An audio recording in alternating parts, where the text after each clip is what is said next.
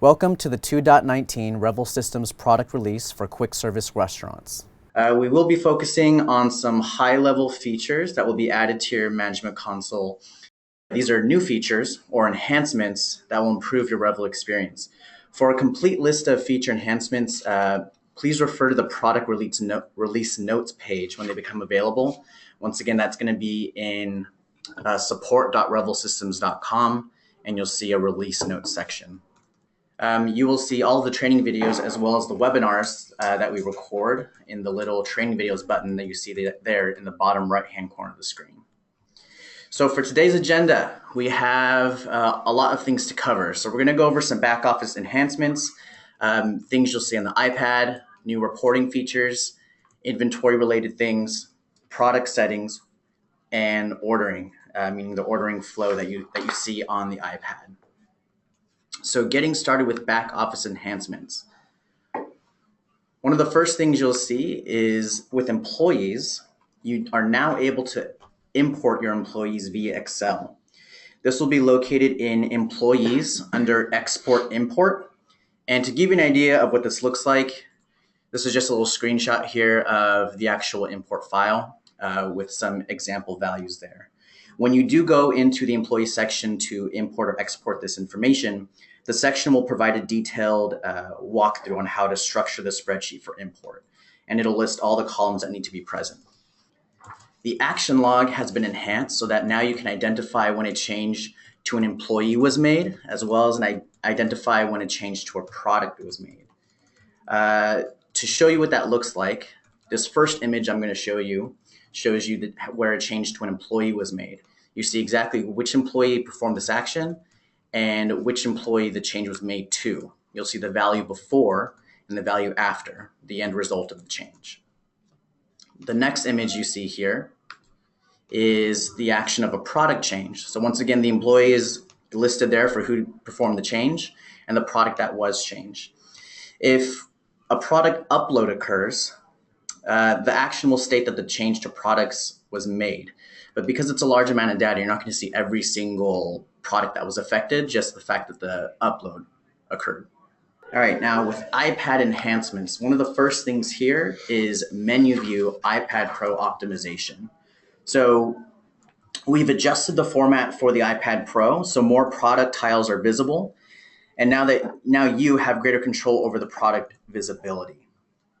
So this here, as you can see, is just the iPad POS view for the iPad Pro.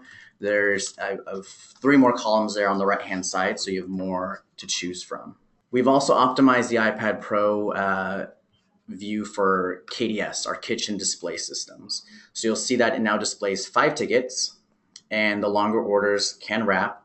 And the colors you see here, they indicate when the order was placed or how long ago it was placed. This is a completely new feature for the iPad Pro. So this is just a really great thing for the kitchen display system here. Now the tile kitchen view, you'll also see on the regular, the iPad Air. So there's four columns you see there. And with this, with the longer orders, there's definitely wrapping. So you notice on the right-hand screenshot, there's a longer order that wraps. So potentially, if you have one really long order, it can fill up the entire screen. But this completely new view is there for you for better visibility. There are 2 views or modes as well. So you can have a white with black text or a black background with white text, depending on what you want to see in your kitchen. All right, now going into reporting, our operations report. This is great. The operations report can now be emailed on a daily basis. So in settings, under email address, you can input your email address and indicate the format you want emailed to you, so you have all of the visibility of that report on a daily basis. There's also been enhancements to the filtering, so filtering by POS station, revenue center, or even by department or employee.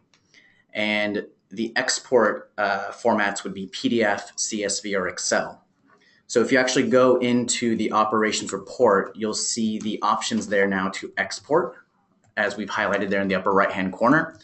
And then if you set up the email settings to receive it via email, in the bottom screenshot there, you see the field for the email address, and then you choose what kind of report format you want it in. So really exciting that we can actually give that data to you now.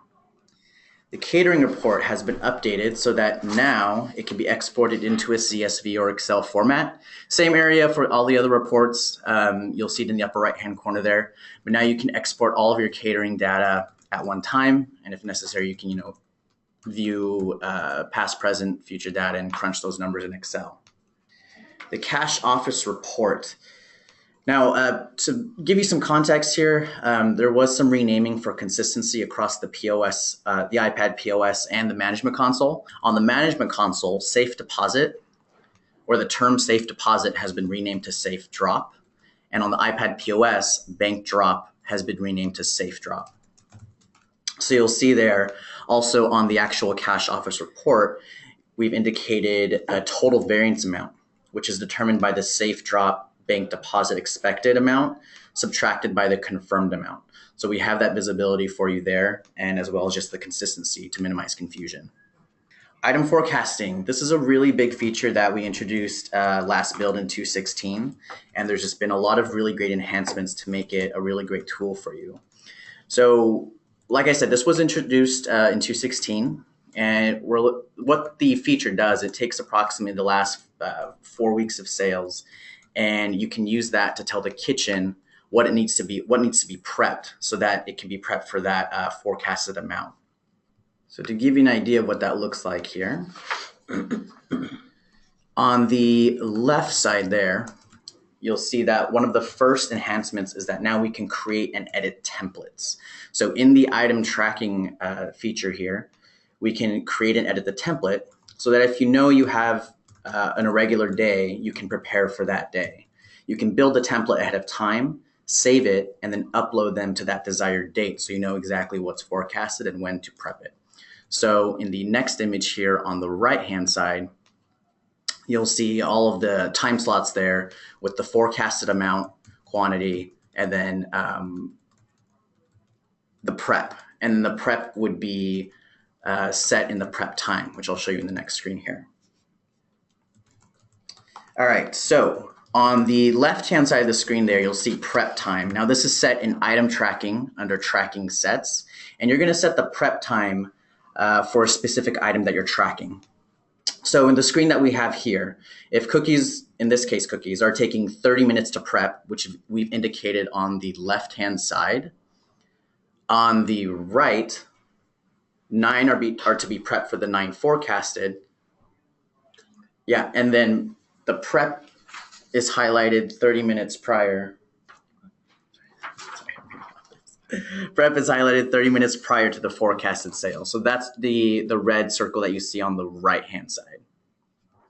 All right. Now for the actual receipts here, once we set everything up, all this information has to be sent to the kitchen. That's the ultimate goal, right? So there's 3 different reports that can be printed out depending on your desired information that you require. So the first report here, this is the start of day report.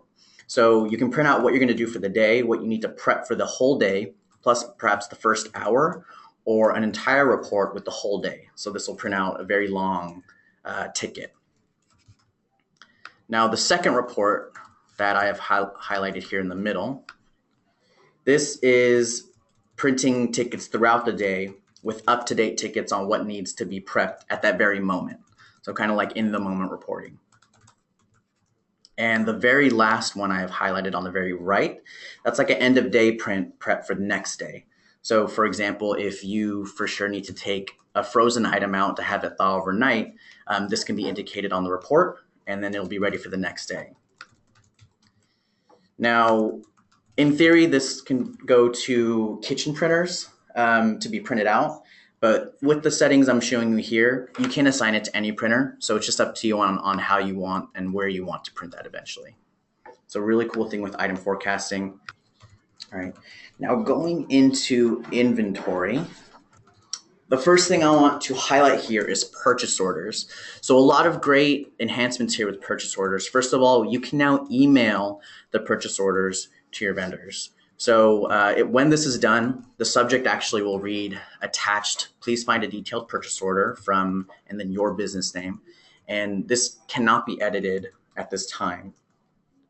However, you'll see in the screenshot I have here The additional button, when emailing of purchase orders is enabled, you'll see the send icon in the actions column on the right-hand side of the screen. That's the @ symbol. And when you send this purchase order, you'll see the new PO status as sent. So you'll notice the POS status there. So that's a new status that was added in for this particular feature here. All right. Now so the vendor email. This can be added in when you hit the send icon, or when you go into your vendor details and input an email address there. That way you can either send it on the fly or with the email address you have on file. Now, marking as sent is also a new button that you'll see when you're actually in the edit purchase order mode. This is another way that you can change the status to sent on that PO status screen. All right. So an important thing to note here is that an item cannot be deleted after being marked as sent, only closed. So notice here in this screenshot, we have an open PO. It hasn't been marked as sent or anything. It's just being built. And the item there, the tomatoes, can still be deleted off the purchase order if we needed to. So this hasn't been sent yet, obviously. Mm-hmm. We do have one question. Sure. And the question is, for vendors, for purchase orders, is it still limited to one email, or can you now add multiple email addresses to a vendor? I did not know that anybody had wanted to add multiple email addresses to a vendor. So no, we only have a single email. I also want to add that the ability to delete an item off of a purchase order at all is something that we added into the recent release. So prior to sending the purchase order, letting your vendor know that you want to purchase this stuff, you can delete an item in case you added it to the purchase order by mistake, or you just know ahead of time that you're never going to be able to order this item. Great. Thank you. And then one last way to mark it as sent is if you receive the inventory from the PO, that will also mark it as sent. So really great enhancement there with being able to delete features and actually email the purchase orders now. Now, another big release that we're really excited about here is we now support first in, first out and last in, first out inventory costing. So in terms of if you do need this for your business and you want to configure this change, please contact Revel support directly. That way we can configure that inventory costing method for you. Up until now, we have been using average cost, which is just basing the cost flow on weighted average of goods. But for this, the important thing to know here for FIFO and LIFO, if you do go into these inventory costing methods, the modification of the setting will not affect historical transactions. It will just be moving forward. So to change these items and to actually use this form of inventory costing, I wanted to show you these images here. So from the products, ingredients, the products or ingredients inventory pages, clicking on current inventory will take you to inventory lot, which is what you see here. Now this will provide info on received lots of inventory, specifically when a lot of inventory was received and how much of the total quantity is left.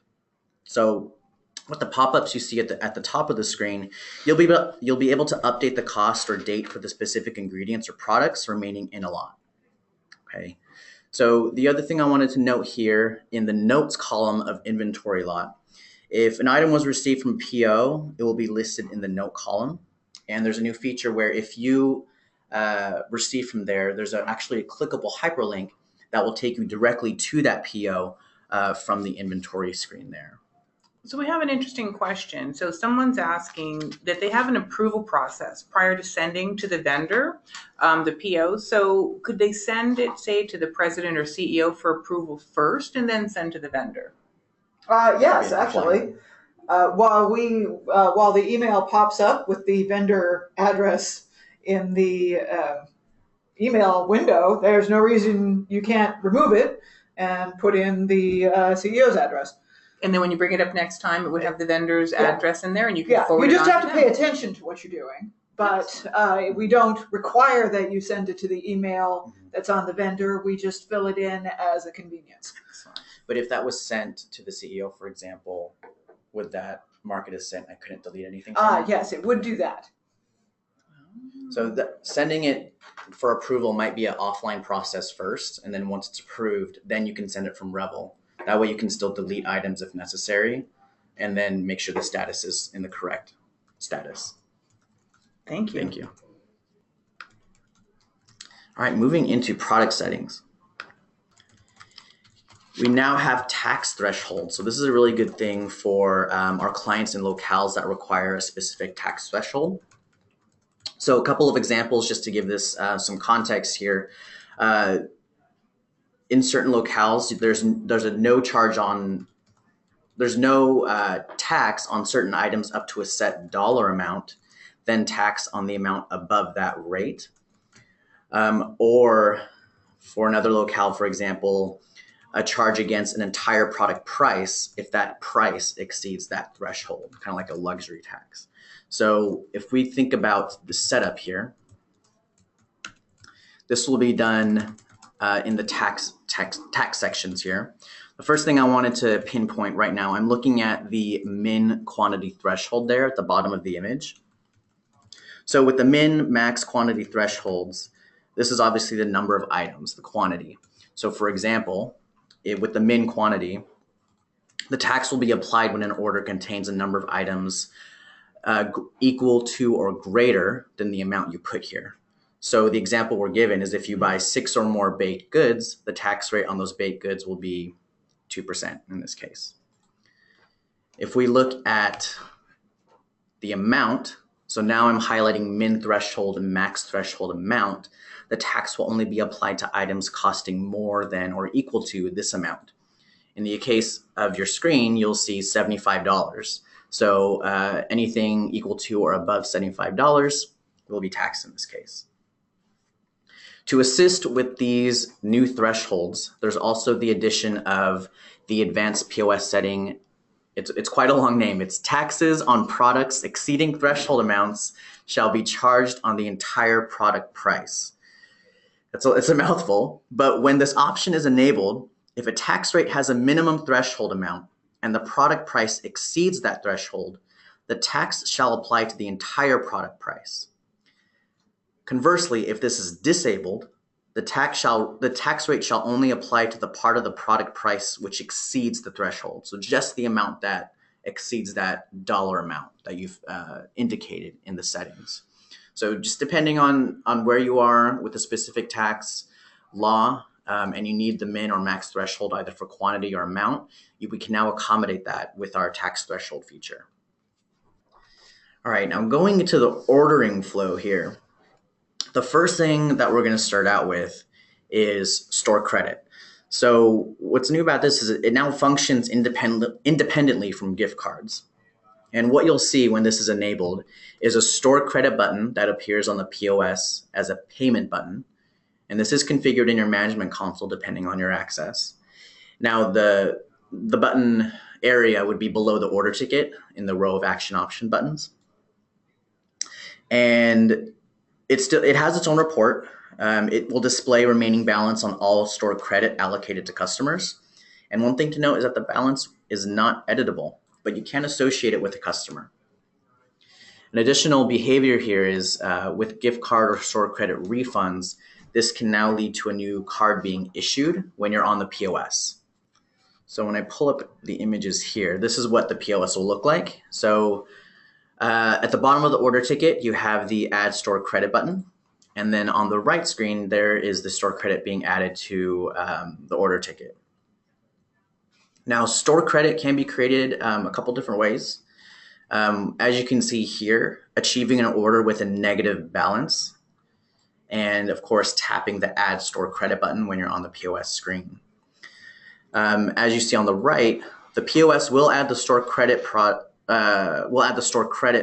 to the order for the amount of the negative balance. And once again, this supports receiptless returns, voids, refunds that lead to a negative balance, and exchanges. This gives you an idea of what it would look like on a physical receipt. In terms of reporting, I mentioned it has its own report, but also on payment summary and operations reports will display the store credit as a liability. So if you need to refer back to this in reporting, You'll see this in, once again, payment summary and operations under store credit liability. This one is also really cool for our quick service, table service. We now enable editable modifier options on the POS. So usually, if you're looking at the modifier screen, you'll see no, side, only, and light. If you go into advanced settings and look at editable modifier options, you can actually edit side, only, and light to whatever you want in those empty fields you see there. So for example, instead of those 3, we've changed it to extra. If you wanted extra of something, double, if you wanted double meat on your sandwich, and then there's a child in case, this is a child size item and you just wanted to modify it for that particular food item. Big enhanced feature here is house accounts, all right? So we have a brand new system here that we're gonna transition over to. And for those of you who are new to house accounts, it's similar to like extending a line of credit to your customers. The amount can fluctuate and payments can be made against it, and it can ultimately be used as a form of payment. What you see on your screen right now is the current house accounts report. So it's going to be changed. The name of the report is going to change from house accounts to house account summary. That's one change you'll see. And one question that might come up for those of you already using house accounts is, how will my starting balance be calculated when transitioning to the new system? One thing we want to recommend here is just to clean up your house account data ahead of time by checking the is paid box. So what you see here on your screen is the it is paid box that I've highlighted. One thing that might be happening is maybe these are being paid, but you're just not marking this is paid box. If you mark it, the system won't recognize it and add it to the starting balance when the system is transitioned. So for those of you who are using house accounts currently, any unpaid house account charges will carry over and become the beginning balance. So be sure to check that box ahead of time just to clean it up and minimize what needs to be transitioned over. Another way to maybe shortcut that is if you export your customer list, you can change the balance and then re-import that, and it'll update in bulk. So that's another option if you don't want to go through each account one by one. And every single house account will migrate into the new system. So I do want to give you a view into what the new report will look like. So here I have highlighted the new house account summary report, and this will provide a detailed summary of activity, including payments, charges, adjustments, and the opening and closing balances of a customer. So a lot of information now is just centralized and in a better format for you to use and have a more efficient experience here. So in the Actions tab, this is on the very right of the main image, you'll see Actions, and then you see a couple of icons there, a pencil, there's a hand holding a credit card, and then an envelope. So this Actions tab, this is where you're going to show or hide orders, payments, and adjustments. You can adjust a customer house account balance, meaning manually increase or decrease. That's the little pop-up window you see in the upper right-hand corner of the screen. And there's also a payment icon, which records a customer house account payment. Keep in mind, it's just recording. You're not physically taking a payment from the back end.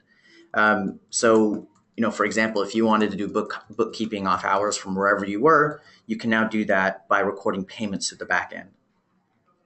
The mail icon, this is a really cool feature now. You can now email house account statements to your customers. Now, this is done either on a by customer basis. So notice the check marks next to the customer name on the left.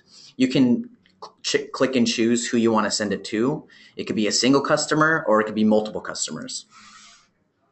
So there's some flexibility here. What you can also do is filter for customers that have a balance in the last month, let's say, check everyone off and then email the statements. There's no auto email feature here just yet. It's done when you click email statements, but it's a huge improvement in getting some information over to your customer. All right. Below the mail icon, you have the export icon. So this is another opportunity to export data in a CSV, PDF, or Excel format. And on this next screen here, I wanted to show you the new clean and simple layout of the house account statement. Once again, you can email this to multiple or a single customer, depending on how you want to do that. And when we get to actually paying off the house account, this is a preview into what the POS will look like. Currently, you're going to actually, it's a bit of the same workflow. It looks a little different. So you're going to access a house account. This is on the iPad POS. You would select it from the customer menu, and then you would display all orders, and then you can tap house accounts. And then from the house account window or screen, you can run a card and pay against the house account. The payments will go against the oldest payments first, so reverse chronological order. And when you want to look at this in reporting, this will show up in your sales summary report as a house account liability. You'll also see it in operations and the customer orders report. Now, going into EMS enhancements. So for our enterprise clients, we've enhanced a lot of things for usability here for you. There have been enhancements to simply the pages that are now available in your enterprise view. So custom menus, classes, modifier recipes, service fees. I'd like to say here that actually the layout has been enhanced for everybody. Whether you're an EMS user or you only interact at the establishment, you're going to see these new pages that are in line with the rest of the product tab.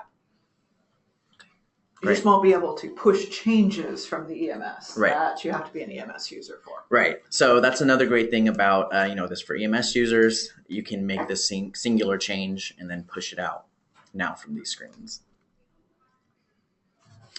You also have now the gift transactions report, which gives you gift card activity across all of your establishments.